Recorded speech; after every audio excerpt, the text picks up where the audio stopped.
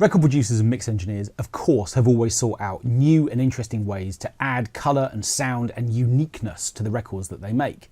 And in addition to making sure that that's the case with the source sounds they record, great drums, great guitars, great synths, they've often made sure that the kind of reverb and spatial treatments for those sounds are similarly impressive. So one example of a natural space which has gone down in kind of reverberant history is Headley Grange House in Oxford, where the Levee Breaks was recorded by Led Zeppelin.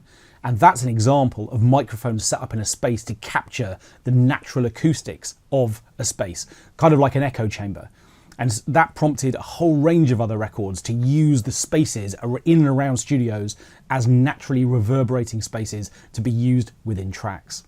Similarly, if you're interested in more sort of the history of dance music, boxes like Alesis' Quadriverb and Midiverb were used extensively like artists like Aphex Twin in the sort of early 90s, when one really big blooming reverb was often used across a whole range of sounds, providing sort of overtones and enormous amounts of space.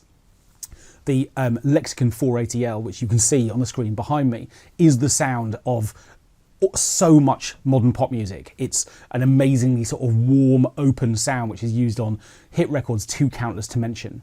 And all the way through to kind of plate reverb treatments around vocals or individual sounds, spring reverb treatments heard on dub records.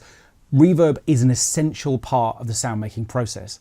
So before just thinking, oh well, you know what, I've used this particular reverb software plugin before, I'm just going to put it on this sound kind of by default, try and remember that reverb has come from really humble origins, but really creative places as well. That people have sought out ways of adding deliberately kind of resonant, overtony spaces to the sounds that they're trying to process to increase the emotional impact of the sounds that they put into their records. So don't make default choices when it comes to reverb. Think a little bit about reverb history, but also maybe look to try and write your own chapter of history in terms of spatial treatment by configuring really interesting spatial treatments around the sounds that you're working with.